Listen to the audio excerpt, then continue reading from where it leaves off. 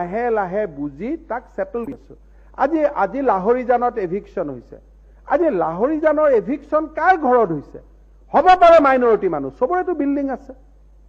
তেওঁ কিয় চৰকাৰী ঘৰত বহিব? আবেদন কৰক, এপ্লাই কৰক।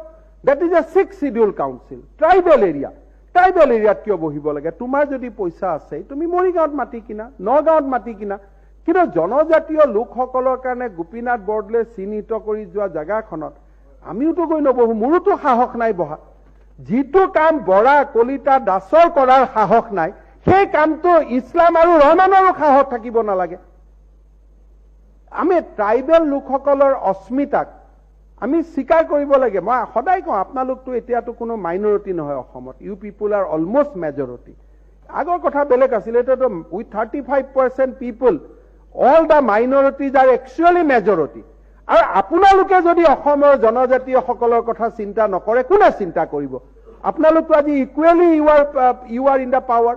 আজি বিৰোধী দলপতি, বিৰোধী আসন, মেক্সিমাম বিধায়কৰ আসনটো আপোনালোকে দখল কৰি বহি আছে।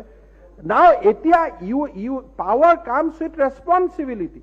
অসমৰ জনজাতীয় লোকসকলক সংৰক্ষণ কৰা, অসমৰ কৃষ্টি সংস্কৃতিক ৰক্ষা কৰা আমাৰ দায়িত্ব। Because this is our state, this is our motherland.